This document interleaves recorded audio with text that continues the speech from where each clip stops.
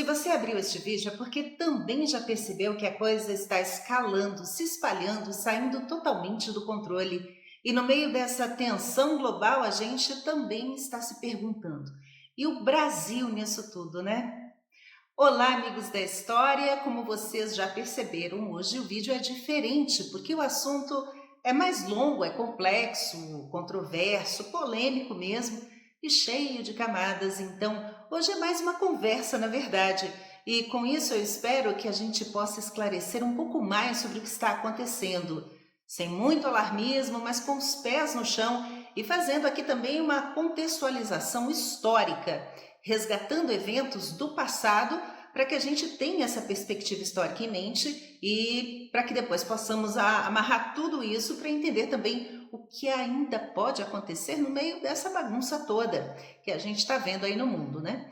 Então vamos lá e eu espero que vocês tenham paciência, porque é a minha primeira vez fazendo isso aqui no canal, eu tenho zero experiência nisso, nesse tipo de vídeo, e até escrevi aqui um roteirinho, né, com alguns tópicos para dar conta do recado sem fugir muito do assunto, e aviso logo que barulhos externos da rua e talvez de bichos, passarinhos, cachorro, gato, porque eu moro numa área de mata, é provável que você escute por aí, mas faz parte, né?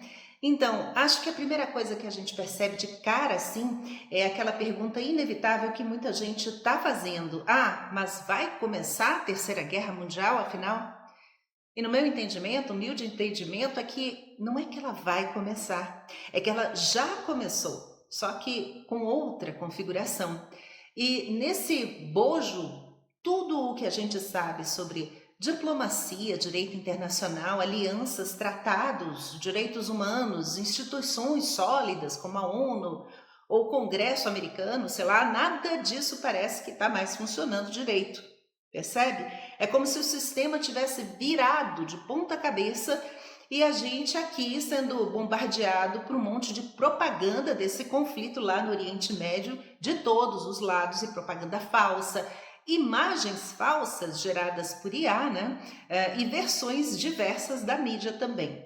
E enquanto isso tem míssil caindo do céu, milhares de pessoas perdendo a vida e uma minoria que está faturando bilhões com isso, acredite. Aí vem os especialistas, os analistas fazendo umas interpretações diferentes aqui e ali e às vezes até defendendo ideias totalmente opostas. Mas numa coisa todos concordam: o mundo que a gente conhecia acabou. Aquele mundo lá atrás, ele não vai voltar nunca mais, tá? E esse processo de mudança ainda está em curso. Esse caos todo que a gente está vendo, ele precede aí toda uma nova ordem política, econômica e social no século XXI, que talvez a gente não perceba agora, porque ainda estamos no meio desse processo, mas no futuro os historiadores poderão talvez apontar esses eventos agora deste período como marcos dessa mudança. Você pode até pensar, tá, mas ainda não tivemos aquele ponto de inflexão, que é aquele momento crucial que muda tudo. Aí a gente entende, começou. E poderia ser, por exemplo, uma grande nação, como a China, que declarasse guerra a outra grande nação, ou talvez um ataque com armas táticas nucleares que, mesmo com poder de destruição reduzido, seria como quebrar um tabu estabelecido na comunidade internacional, porque, até onde a gente sabe, nenhum país jamais usou. E eu não estou falando lá daquelas bombas nucleares que caíram no Japão na Segunda Guerra, tá? Eu estou falando de armas táticas nucleares que são de menor potência. E nesse momento, parece que a gente se sente assim como aquele sapo, né? Que dentro da panela ali de água fervendo bem aos poucos, e sem notar a gente vai cozinhando aos poucos, sendo cozido vivo. Pois é, poxa, logo na minha vez de aproveitar o mundo, né? Só que a gente ainda tem que trabalhar, pagar boleto, né? E tentar levar a vida da melhor maneira possível no meio dessa bagunça toda. Mas mesmo assim, os senhores da guerra já rufaram os tambores em várias partes do planeta e não estão nem aí pra gente, tá? E é da forma mais descarada possível, porque os poderosos começaram a parar de fingir que querem a paz, que querem o bem da humanidade, porque agora vale somente uma lei. Ela já valia, mas agora só vale ela, que é a do mais forte. E salve-se quem puder. A única regra do jogo é essa agora. A briga é por petróleo, sim, mas também é pela hegemonia regional, mundial, pelo controle da energia, da água, das terras raras, dos semicondutores, dos data centers que alimentam a inteligência artificial, é a vigilância total que vai só escalando aí e as narrativas. Cuidado com as narrativas, né? E parece que agora a gente vai ter que esquecer conceitos assim, tipo de cidadania, de país, de soberania, de nação, de mapas, de fronteiras, da geografia como você conhece. Por quê? Porque a revolução tecnológica, as big techs e tudo mais, essa revolução que a gente está vendo hoje, ela está redesenhando tudo isso aí. E não se engane nem por um segundo, a briga não é por liberdade, por justiça, democracia, palavra tão usada. Resumindo, ninguém está brigando por você nem por mim, é por poder, é por dinheiro, é controle, tá? E com política e religião ali como pano de fundo para justificar atrocidades, como veremos mais adiante. E não tem essa de herói não, nem de vilão, porque esses papéis, inclusive, eles mudam bastante nesse processo. Já notou? E parece que tudo isso é criação para manter a gente distraído. Enfim, o que isso pode significar na prática para a gente?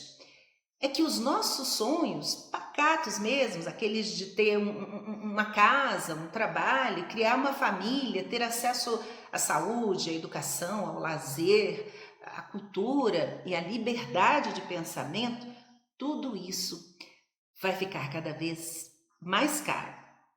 Ah, mas a gente está longe aí do palco dos conflitos do Oriente Médio, não tem nada a ver comigo, eu estou aqui, enfim, assistindo Netflix, jogando videogame, mas pode apostar que vai chegar mais rápido do que a gente pensa aqui perto de nós. Inclusive, se essa guerra do Oriente Médio se prolongar, vai começar a afetar o preço dos combustíveis, já está afetando, do frete, dos alimentos. Aí, Estreito de Hormuz, controlado pelo Irã. Se não for liberado logo, em breve vai faltar, sabe o quê? Fertilizante nitrogenado que o Brasil importa para a nossa agricultura. E só lembrando, o Brasil é o país com a segunda maior reserva de terras raras do mundo, só perde para a China. E terras raras são o quê? São minerais estratégicos para alta tecnologia, todo mundo quer. Quem é que nos garante que os Estados Unidos não venham se apossar aqui, tomar força mesmo, se der na telha lá do Trump? Ninguém nos garante. Lembra aí da Venezuela, né? Foi bem recente. Por quê? De novo, nessa nova ordem mundial, quem pode mais faz o que quer. Vale tudo. E como é que pode mais? Pode mais com poderio econômico, poderio militar. Lembrando que a gente está falando sim de drones militares de repente sobrevoando nossas cabeças, mas é mais do que isso. Por exemplo, quando Maduro foi sequestrado, as autoridades venezuelanas relataram para a imprensa o uso de armas desconhecidas, de táticas avançadas dos americanos.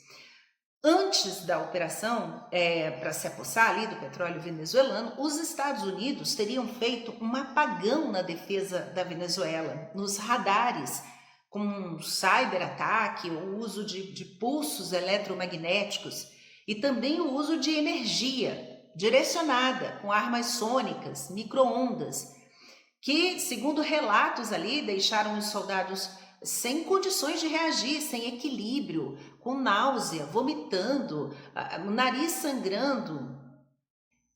Mas vamos supor que no Brasil possa ser aquela intervenção tradicional americana em que eles, no mínimo, interfiram aí nas eleições. O governo brasileiro atual até parece que está amenizando, se alinhando mais ali com os Estados Unidos, reduzindo essas tensões, principalmente depois daquele problema das tarifas, mas tanto o atual governo quanto o seguinte: quem quer que seja eleito ou reeleito, junto com o Itamaraty, vão ter que usar de muita diplomacia, tentar fechar uns acordos aí, que certamente vão ser desfavoráveis para a nossa soberania, mas é para evitar um mal maior, né? Uma operação militar em solo brasileiro. Porque todo mundo sabe qual é o interesse dessa turma, mas as justificativas para uma intervenção podem ser de toda sorte aí. O Brasil facilita o narcoterrorismo, ou sei lá, podem acusar a gente com ou sem provas, sei lá, o Brasil está vendendo urânio para o Irã, escondendo uma base militar da China, e por aí vai, né? E agora, se você estava numa caverna esse tempo todo e não faz ideia do que eu estou falando, então vamos lá recapitular rapidinho. Em 28 de fevereiro, agora, os Estados Unidos e Israel atacaram o Irã, destruíram instalações militares e mataram o líder lá supremo, o Ayatollah Khamenei. O Irã respondeu contra-atacando não só Israel, mas também bases militares norte-americanas instaladas nos Emirados Árabes Unidos, incluindo aí Dubai, aquele playground de bilionário, além do Catar, Bahrein, Kuwait, Jordânia e Arábia Saudita. Parece que já são 17 países ali envolvidos, né? Aeroporto, embaixada, muitas mortes entre civis e militares, incluindo mais de 160 crianças iranianas mortas no bombardeio a uma escola primária para meninas. E tudo isso também mobilizou a ação daqueles grupos organizados, já meio baqueados, assim é verdade, mas ainda resistentes contra Israel, como o Hamas em Gaza e o Hezbollah no Líbano, e despertou os Houthis do Iêmen, além de outros aí no Iraque e na Síria. Os israelenses, por sua vez, seguem bombardeando o Irã com a ajuda dos Estados Unidos, e Israel também está atacando ainda o Líbano, inclusive com tropas em solo, enquanto aposta em grupos de oposição iranianos para provocar uma revolta lá no Irã, e quer ou já está armando forças curdas do Iraque com a ajuda do Donald Trump para lançar uma ofensiva terrestre dentro do Irã. E a gente já sabe que foi bloqueada a passagem do Estreito de Hormuz, sob controle do Irã, que é um corredor marítimo por onde passa boa parte ali do petróleo e do gás natural do mundo, além dos fertilizantes, que a gente já mencionou, e por isso algumas empresas de transporte estariam ali redirecionando os navios para a costa da África, contornando o Cabo da Boa Esperança, lá embaixo, como faziam lá em 1500, né, os navegadores, e estão desviando também, ou tentando evitar ali o estreito de Bab el-Mandeb, no Mar Vermelho, que está sempre sob constante perigo de ataques dos Houthis ali, né? E é uma rota importante de navegação através do Canal de Suez. Enfim, se isso continuar, o cenário vai ser de caos em bem pouco tempo. Afinal, já é um grande conflito caótico mesmo, regional ali, que se somou aos anteriores, né, que é aquela região um barril de pólvora, e que vai mudar para sempre o cenário geopolítico no Oriente Médio. O Irã é visto aí como uma constante ameaça para o Ocidente, e nesse pacote veio o assassinato do supremo líder iraniano para forçar uma mudança de regime, mas nem tudo saiu exatamente como esperado, pelo menos não até agora. Os próprios motivos do ataque estão sendo questionados, inclusive porque a Constituição foi descumprida, a ONU não foi ouvida, o Congresso americano também não foi consultado, os aliados não foram avisados, né? E os críticos dizem que o Irã nem representava, assim, uma ameaça imediata, que ele não atacou primeiro, no caso, os Estados Unidos, que ele assinou um acordo com o ex-presidente Obama para reduzir a sua capacidade nuclear, e em troca aqueles países que estavam impondo sanções econômicas suspenderiam as restrições financeiras e comerciais, e para isso os iranianos até aceitaram passar por inspeções profundas ali nas instalações deles. Mas o Trump, já no seu primeiro governo, chamou esse acordo de horrível, né? E praticamente rasgou mesmo esse acordo, disse que não havia garantia nenhuma de que o Irã ia cumprir, que nunca abandonou os mísseis balísticos e tudo mais. Israel foi contra esse acordo, claro, desde o início, né? Afirmando que com o dinheiro economizado ali do alívio das sanções, o Irã ficava injetando, financiando grupos armados como Hamas na Palestina, que culminaria ao ataque a Tel Aviv, no fatídico dia 7 de outubro de 2023.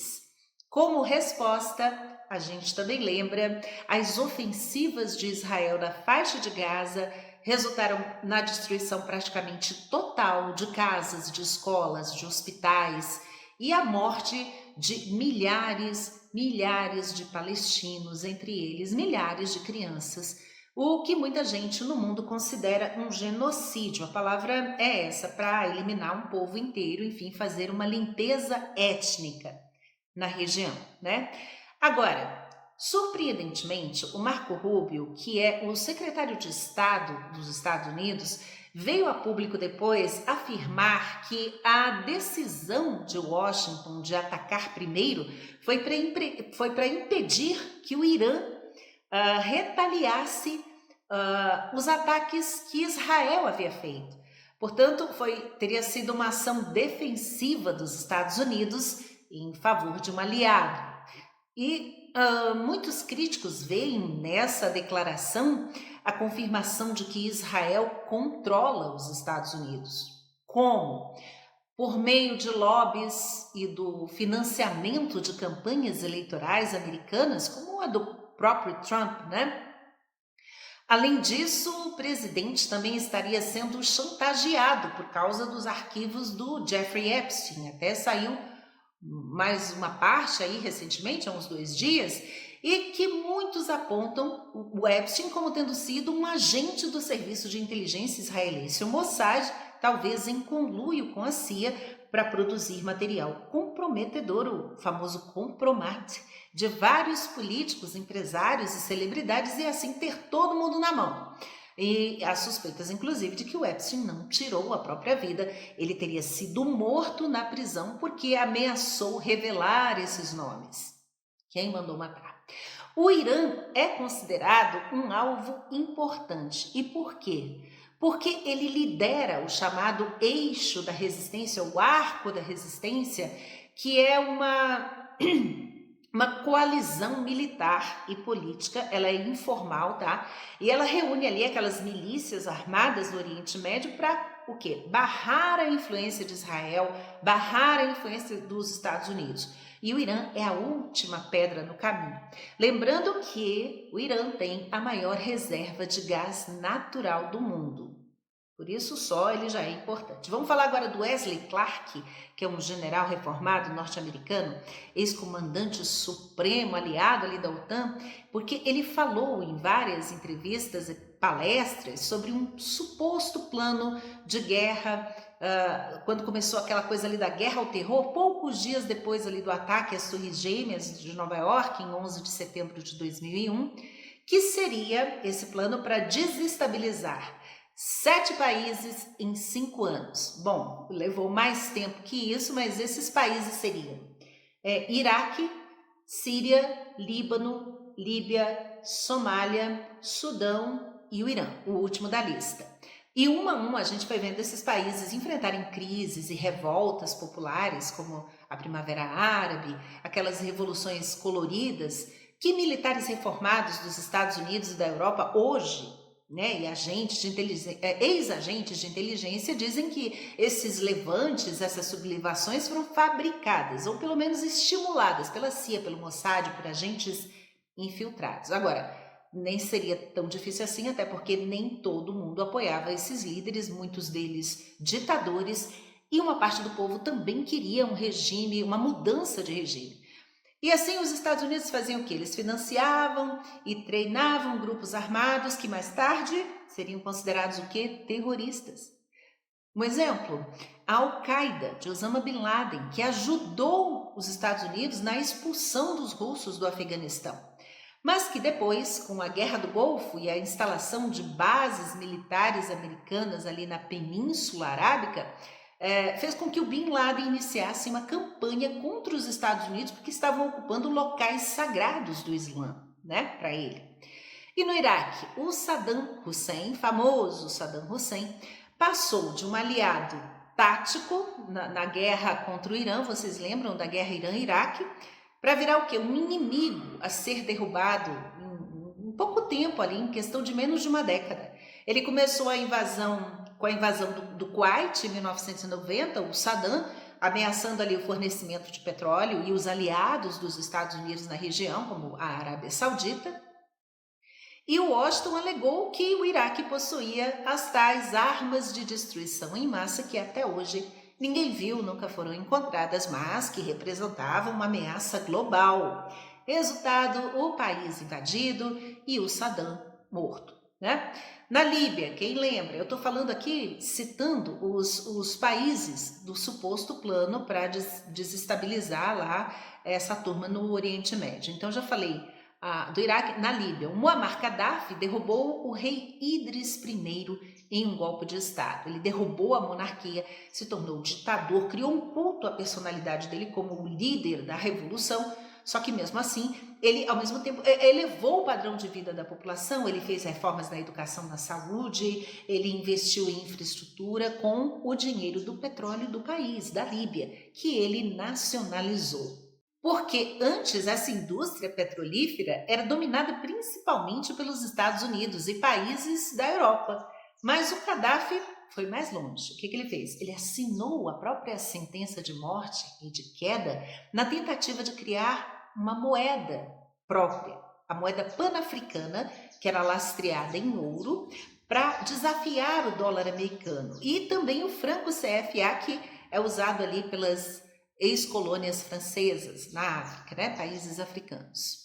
Na Síria, isso é mais recente e é outro país da lista do suposto plano. Os Estados Unidos usaram pressão diplomática, sanção econômica e apoio militar e financeiro a grupos de oposição contra o regime do Bashar al-Assad, até a derrubada final do governo dele em dezembro de 2024. E mais uma vez a CIA e o Departamento de Defesa americano armaram e treinaram rebeldes. Dizem que são cerca de 10 mil combatentes rebeldes lá na Síria, só que nesse caso ocorreu o inverso do que a gente viu antes, o aliado não virou terrorista. Aqui o Ahmed al-Sharaa, que é o novo presidente da Síria, já foi considerado terrorista. Washington chegou até a oferecer recompensa pela captura dele, mas aí virou presidente e em 2025 agora ele foi recebido bonitinho na Casa Branca com honras de chefe de Estado. E a gente já cansou de ver essa estratégia nas Américas, né, Latina, do Sul, em que os Estados Unidos financiaram golpes de Estado, inclusive no Brasil, na Guatemala e no Chile, instalaram ali militares, né, ditadores no poder, muito com base também na doutrina Monroe de intervenção mesmo em outros países e na doutrina do Truman, que impulsionou o Plano Marshall, que foi aquele para recuperar a Europa no pós-guerra, né, depois da Segunda Guerra, e a criação da OTAN, que basicamente foi a aliança militar de ajuda mútua contra a União Soviética na época, né? Agora a Rússia. Enfim, tudo isso deu forma, deu o molde da política externa dos Estados Unidos por mais de 40, 50 anos. E como é que pode, né? O Irã, um país atacado pela maior potência militar do mundo, que é apoiada por aliados poderosos na Europa, um pouco relutantes, mas poderosos, no Oriente Médio. Como é que ele conseguiu, ou consegue agora resistir praticamente sozinho ali com uma minoria de proxies ali, aqueles pequenos grupos organizados, mas que mesmo assim saiu atirando para todo lado? Bom, gente, o Irã não é definitivamente a Venezuela. O Irã também nem é um país árabe. Inclusive, ele nem sempre foi ligado ao Islã. Tá? Ele é persa, eles falam a língua persa, o Farsi, e ele é um país grandão, com 90 milhões de habitantes e tudo, mas mais do que um país, ele é uma civilização. Porque os primeiros assentamentos ali naquela região começaram há mais ou menos uns 10 mil anos. Aí passou um tempo, passaram mais ou menos uns 4 mil anos para cá, essa civilização começou a se formar com povos que eram chamados de elamitas e que foram criando cidades e escrita, o próprio sistema de escrita deles, evoluindo até que uns 550 anos antes de Cristo, um sujeito chamado Ciro II fundou o Império, que foi o Império Aquemênida. E como é que ele fez isso? Ele reuniu, né, ele unificou as tribos iranianas e ele dominou a Mesopotâmia, onde fica hoje o Iraque, a Síria, uma parte da Turquia ali, né, da cidade-estado que era a Babilônia, além de dominar o Egito e partes da Ásia Central. Aí o que acontece? O Ciro II, ele era um imperador que era pagão. Provavelmente ele seguia ali o zoroastrismo, era devoto do Zaratustra, né, da Pérsia, mas ele também era considerado um imperador super liberal, muito tolerante com as religiões dos povos dominados, e por isso não tinha problema nenhum para ele fazer sacrifício ali para o deus Marduk da Babilônia, por exemplo, né? Enfim, ele tinha essa tolerância, como a gente falou.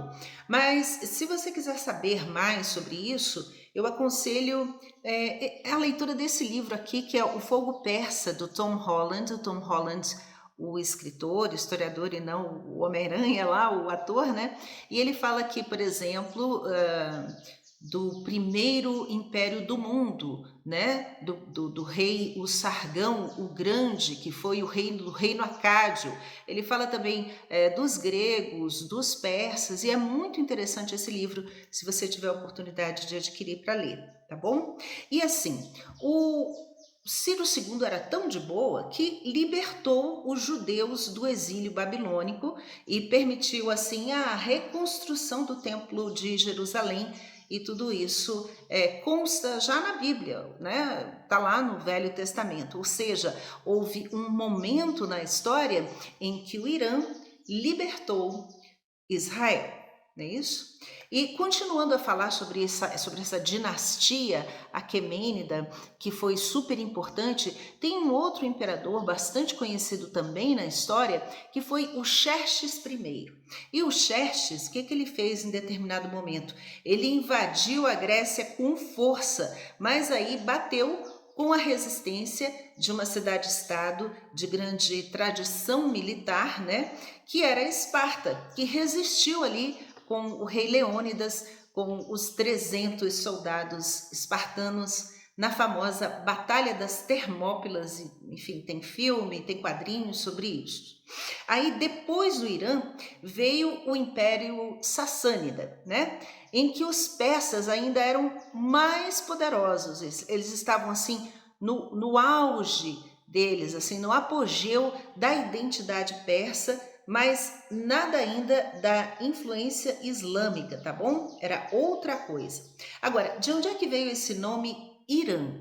Veio dos termos Shar, Eranchar. Eranchar quer dizer terra dos arianos, mas não tem nada a ver com os arianos lá o homem do bigodinho lá da Segunda Guerra, tá?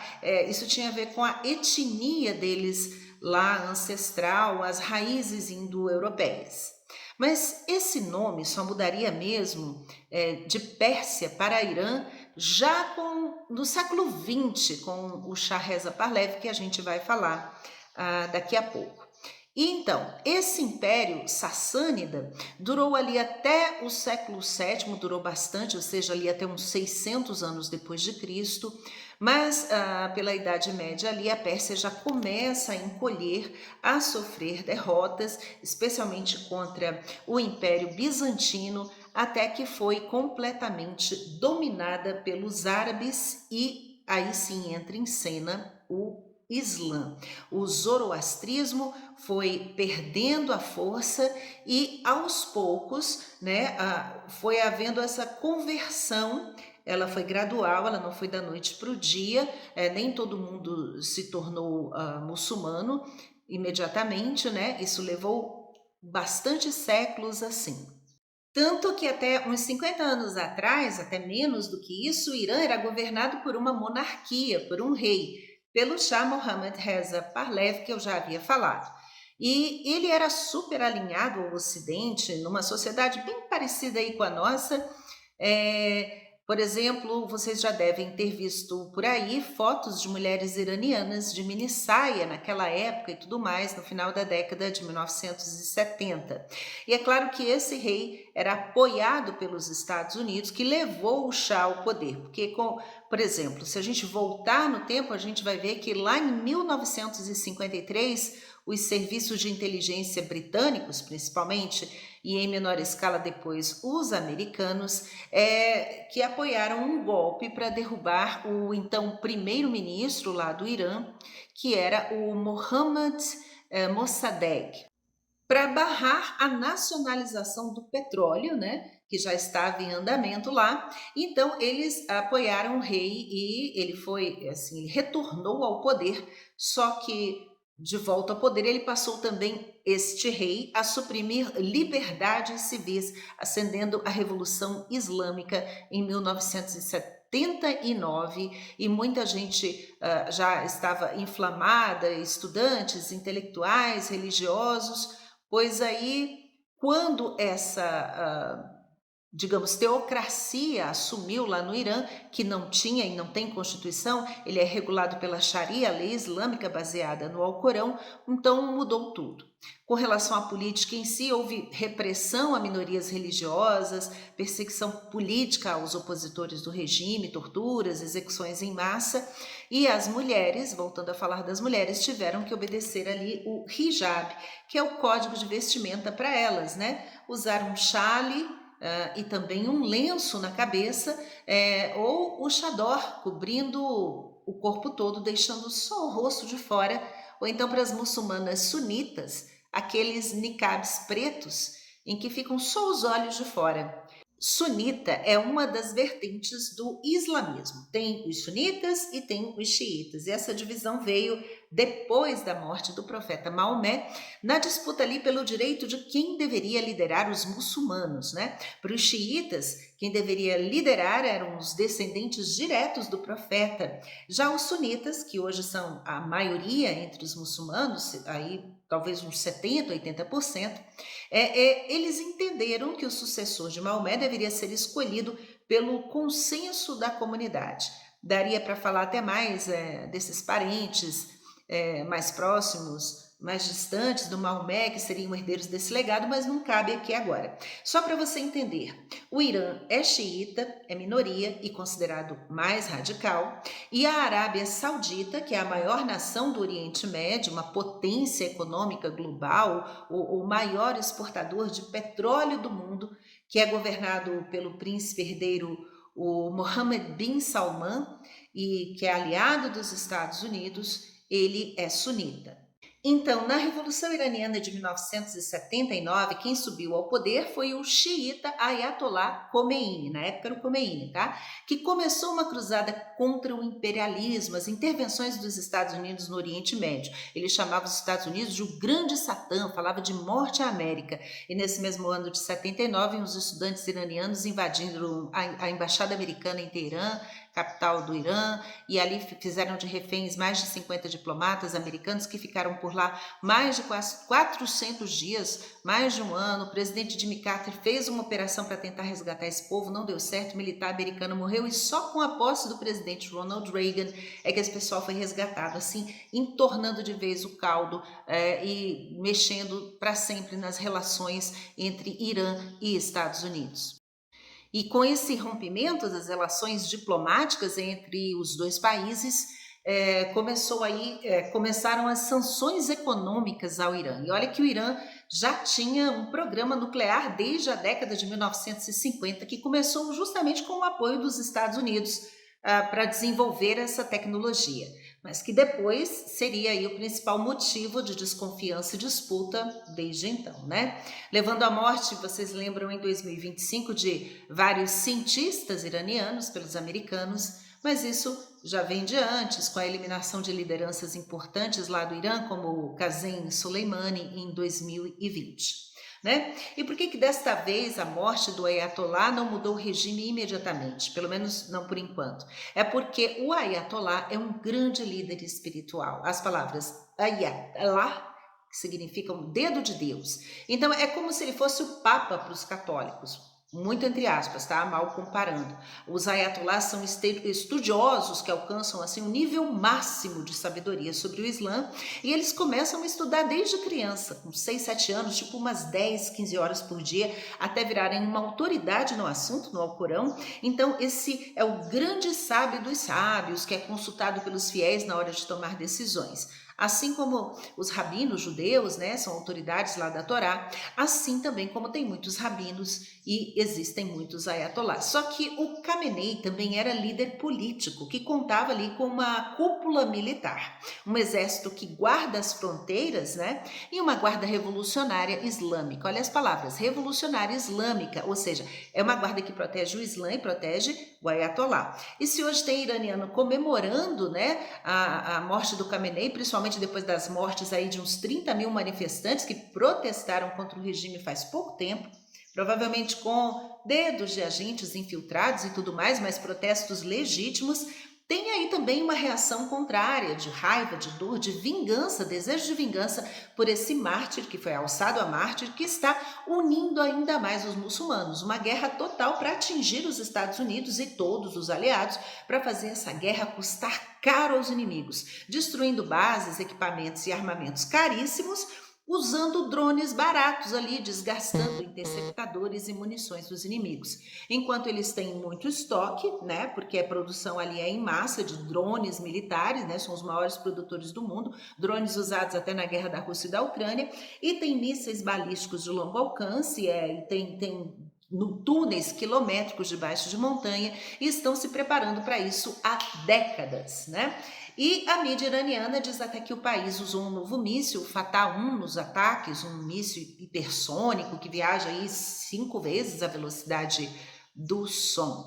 E fica nisso, né? Nesses ataques, atingindo refinarias de um lado e do outro, reservatórios de água, né? Daquela água que é dessalinizada, a água do mar, e por isso muita gente aposta numa guerra demorada, com muitas mortes e talvez a necessidade de tropas americanas em terra invadindo o Irã, o que muita gente também aponta como um erro terrível num país tão grande e montanhoso, onde a população rural tende a ser mais radicalizada que nas cidades maiores, e onde morrer, afinal, se sacrificar pelo Islã é considerado uma honra. O Irã luta numa guerra existencial, tá? Para eles é tudo ou nada, é uma jihad islâmica, é uma guerra santa. E para os Estados Unidos é diferente, claro, essa abordagem, mas não tanto. Por quê? Porque o Trump, na sua política agressiva de tarifas, de sanções, até já ameaçou a Espanha por não apoiar esses ataques ao Irã. A Meloni na Itália, né, que é de direita, já está culpando Israel. E o Macron na França, que vai bem mal das pernas lá em termos de popularidade, também já disse que não vai mais informar sobre o tamanho do arsenal nuclear deles, porque precisa que todos tenham medo da França. Porque agora é assim, né? Vale a lei do mais forte.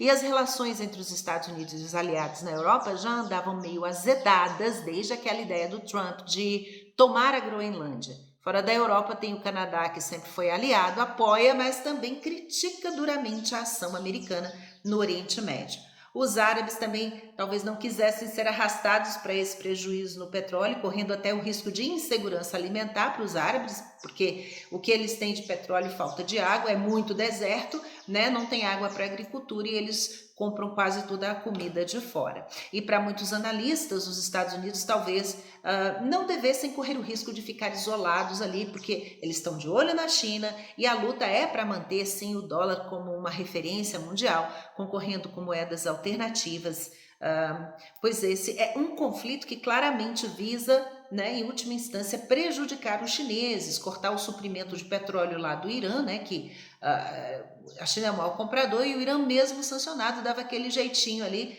de vender quase tudo para a China, não só oficialmente, mas nas refinarias independentes, né, comprando mais baratas e potes chinesas. e também usando intermediário para o sistema financeiro paralelo, para driblar embargo comercial, usando, sei lá, navio petroleiro velho com bandeira falsa, de outro país, enfim. Então, o Trump tenta correr para barrar esse avanço da China, que se tornou uma grande potência industrial, que investe em tecnologia, em educação, financia projetos de infraestrutura em vários países, com a iniciativa Cinturão e Rota, né, que é a nova rota da seda do século XXI, aumentando assim a influência política. Além disso, ele é membro do BRICS, né, e vai avançando com esse soft power, não com destruição ou guerra.